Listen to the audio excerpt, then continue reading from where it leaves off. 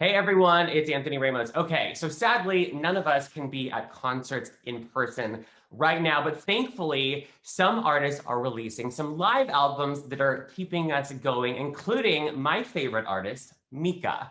His new album, Mika at the Royal Opera of Versailles, just dropped, and I am so excited to be talking to him right now. How are you? Hi, I'm very well, thank you. It's nice to Uh, talk to you. You too. Okay, this album is beautiful. It's for anyone out there that hasn't listened to it yet. It was recorded in December, and then you decided that you wanted to release it as a live album. And I think I read a quote where you said that you really wanted to show that you are kind of the product of this blend of classic and pop music together. Tell me a little bit about that. Exactly. The Royal Opera House of Versailles was built, it's in the Palace of Versailles, and it was built for the wedding of Louis XVI to Marie Antoinette. It gets better or worse depending on how you're looking at it. But it was the entire thing is made of wood and painted with trompe l'oeil, so fake marble effects and gold paint and stuff like that. It is a very protected stage, which is dedicated to classical music. And it really needed a lot of work. So they managed to get a sponsor to fix it, and it took years and years. But of course, who was that sponsor to fix this wonderful theater? Louis Vuitton. So LVMH came in and the family fixed it. So it's this really sacred place Yeah. in French culture. Very few artists are allowed to sing there who are not classical musicians, who are not from a classical background or singing and playing classical recitals. So when the opportunity presented itself, I knew that I had to do something different. I know how rare it is to do shows in this moment. And I just didn't want to repeat the show that I was doing on tour, a show that you saw Yeah. in Los Angeles that was supposed to come back to LA, go to Coachella and stuff like that. But Oh, that's so I was like, okay, let's do something different. I come from classical music. I started when I was really young as a classical singer at the age of 8 at the Royal Opera House of London. I then went to music conservatory at the Royal College of Music as an adult. I was studying as a baritone, specializing in German song, so Schubert, Brahms, English song, while secretly working as a waiter in the evenings and using that money to pay for the demos, which ended up becoming my first album, Life in Cartoon Motion. At Royal College of Music, we weren't allowed as singers to make jazz or pop music. They didn't want us to because the training's so intense that it was kind of like, it showed that you weren't focused. So I kept it secret up until the day that I got signed. And I walked in, I was like, I'm leaving. And they were like, why? I was like, I'm making a record. What? You're not ready to make a record? What repertoire are you singing? And I was like, mine. And in the end, it was fine. But so this kind of the classical part of me, I always felt like I had betrayed it. I had let it down, And it's only over time that I realized it was like, that's ridiculous. It is exactly what made me. So this concert is about bridging the gap between those two. A Baroque orchestra, some duets and guest performers who are some of the best classical performers in the world right now, a countertenor, a cellist, whatever. It's just this clash. The entire thing was put together, however, in 5 days. That's crazy because I saw on Instagram, behind the scenes, you putting these all new arrangements together, about from these songs that you've been performing for years, but then to kind of redo them all. What was that like? Because it's really fun as a fan of yours to hear kind of this new version of some of, these favorite songs that we've been hearing for years. It was really in the spirit of urgency, this idea that in this time, in a pandemic, when all of our cultural life is in suspension, the last thing you want to do is just be repetitive or banal. And that kind of gave not only me, but everyone involved in this project, this energy of just like, well, what's the worst that can happen? We're lucky to be doing this. We just got to do it. Let's not second guess ourselves all the time. So some of the arrangements were literally written the night before, rehearsed the next day, put together and modified. People on the floor re-transcribing by hand parts for the orchestra, rewriting little bits here. I mean, it was really like a workshop. And then the show just kind of had to happen. It had to come together. We had one rehearsal on stage, and then we just had to do it. It was quite amazing, that sense of urgency. Urgency, I think, provokes creativity if you just accept it, especially in music. So it was really that, but often what blocks that is that people get a bit scared. And so what was so rare about this was that you had classical musicians, non-classical musicians, but everyone in the same spirit saying, well, let's just try it. Let's just do it. Yeah, I mean, it's crazy to hear that, because I had expected the way that this has turned out, that this was like months and months of preparation, and you know, you had all the time in the world to make this, you know, because it's so awesome.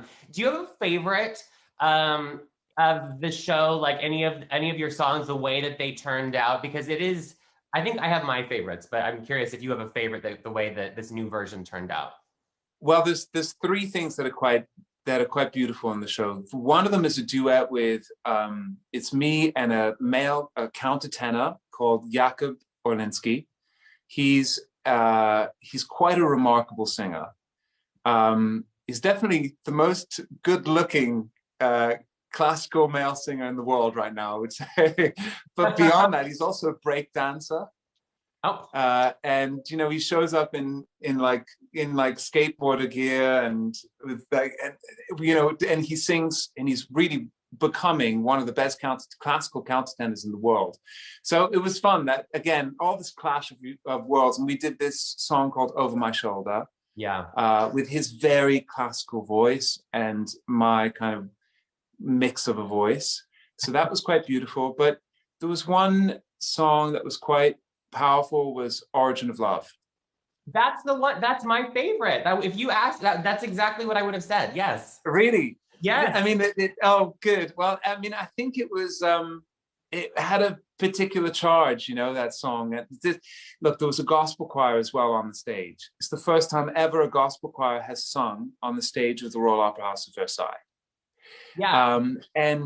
And not only that, but there's another reason why it was strong. It was the show was also dedicated to my mom, and I did the show for my mom, who was very, very sick, and I knew that I wanted her to see a show that was beautiful.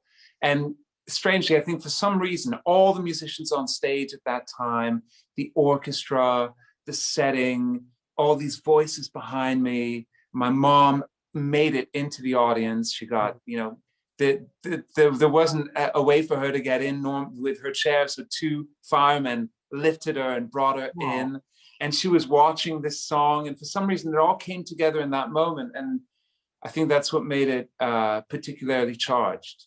Yeah, no, I totally felt that too, and I was listening to it again before, you know, we did this interview, and it just has such a power to it. So, and that's such a nice story about your mom. I'm so glad that she got to see that.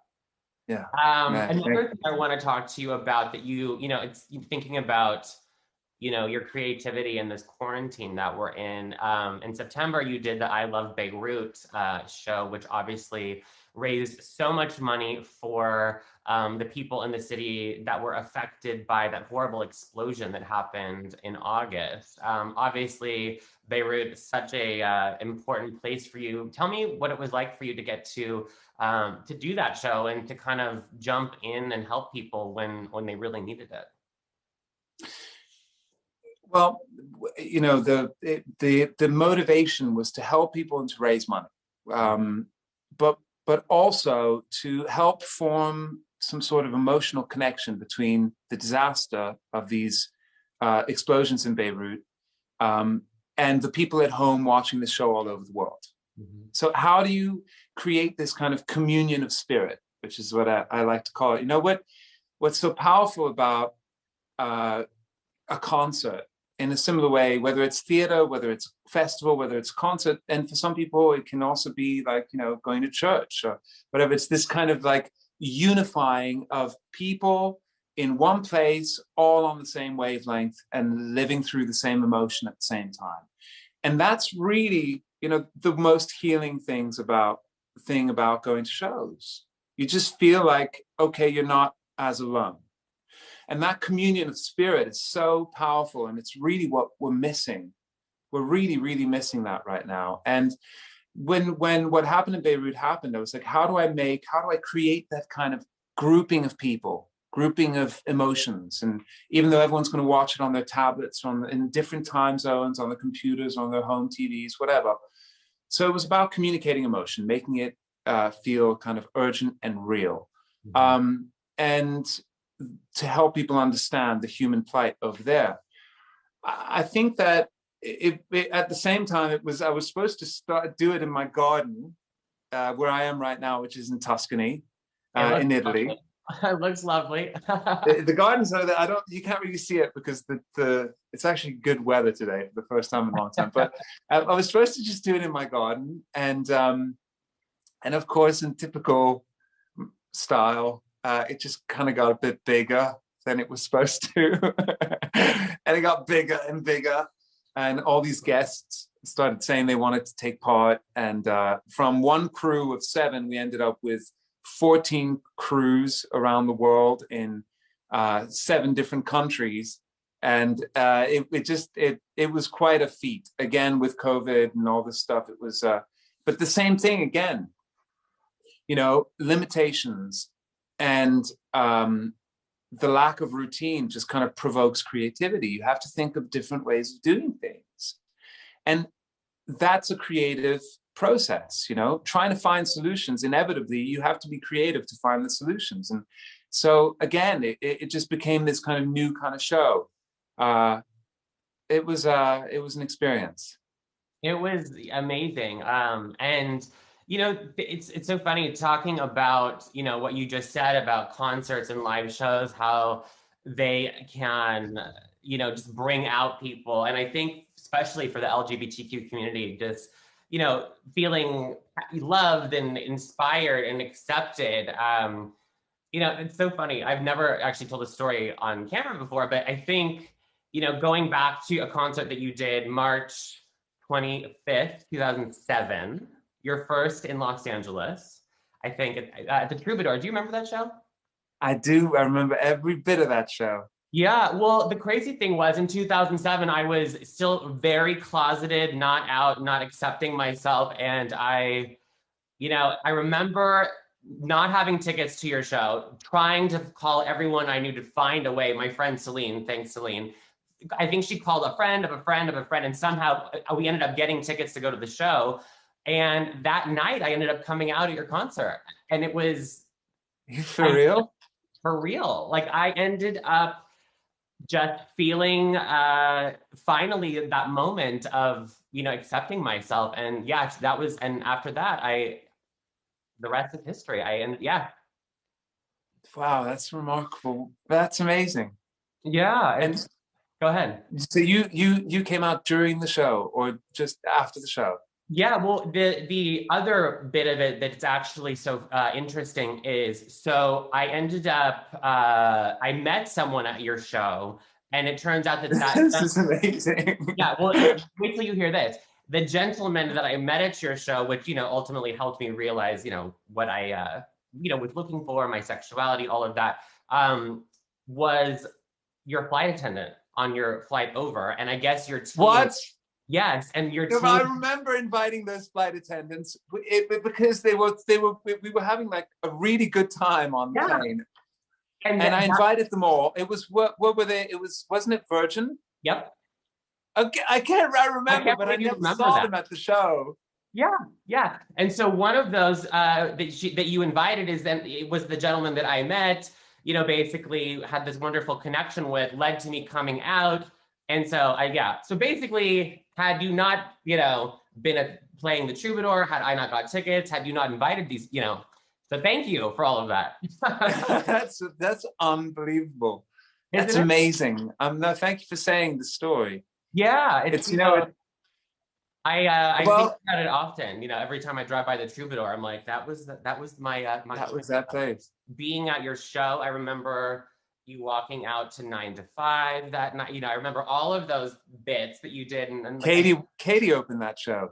yeah, Katie was yeah. the opening act. Katy Perry was the opening act of that show. Yeah, and yeah, it was all of it was exactly where I needed to be right at that time, and it was you know, so Well, that's incredible. Well, thank you yeah, for telling me. thank You you. know, that goes back to what we were saying. You know, it's not like a lifestyle thing. It's not, we're not, you know, there's a reason why we have shows.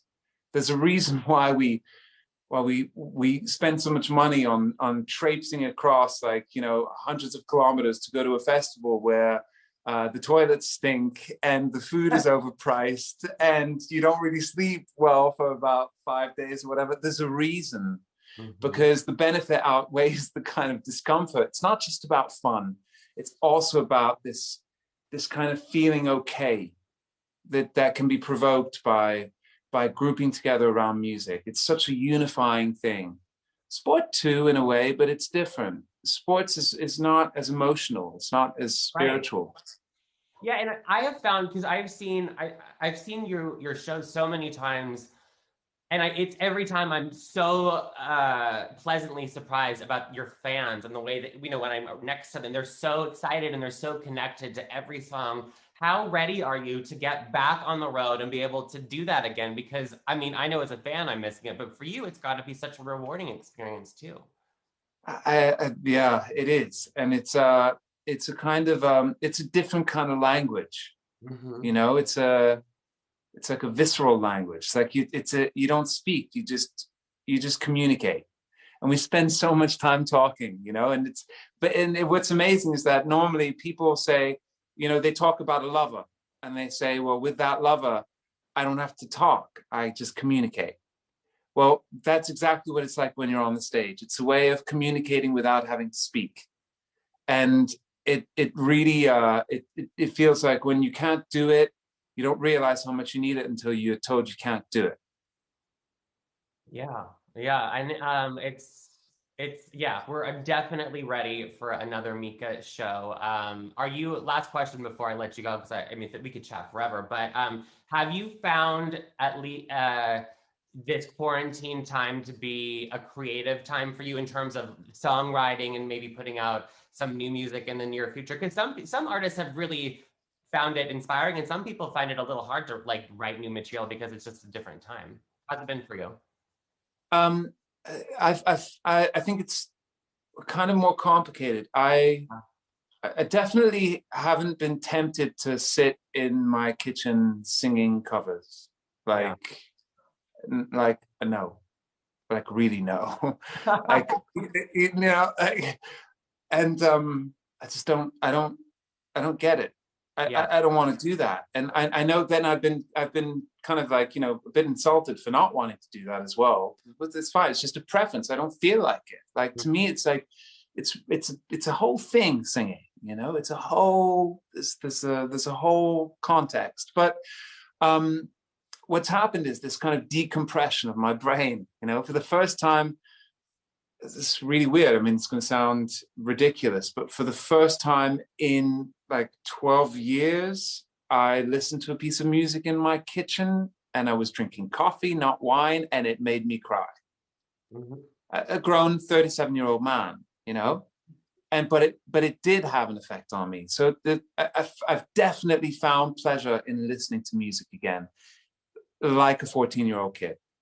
And Same. that Yeah. is so valuable, because if you can listen to music like that, you can make it with more transparency. So I've started writing, and it's funny, after my last record, which was very charged and very much about my family, about my parents, about my identity, the few songs that I've already started writing on now have this kind of are quite free. They're quite irreverent. I'll always remember, uh, you know, when I was at college, I would go out at night and I would go to the Astoria, to GAY at the Astoria. I would go to Madame Jojo's in London. I remember being at Madame Jojo's, and there was a Scissor Sisters gig, and we were like, I don't know, 300 people in a room that really should only have about 100. And we were going crazy, and everyone was touching each other, and everything was, we were in full contact everywhere. You know, it was just like, just energy. And it just made me think about that period. And I remember going to like the tunnels in London Bridge and seeing Fisher Spooner conceptual shows, and I just was like, whoa, that we're missing that a little bit now. That kind of really well thought out irreverence is really missing. That kind of that sparkle in music, that kind of direct, like that energy. And strangely, that's really in the direction that I'm going in now. And so once we all find each other again in festivals and stuff, that's what I want to bring to the table, along with the rest of my music. But that's the next piece that I'm going to add, because I think it's really necessary. And that's my response. And that's what I've been finding. It's kind of, if you ask me, have I found it easy to write? Well, not necessarily, but the one thing that's come out of it is I've definitely found that thing, which is desire again. And that desire is dangerous and can lead you to crazy places. But it's much better to have desire than not to feel it. I love that. I'm here for that next chapter. I'm ready for some sparkle. That sounds incredible.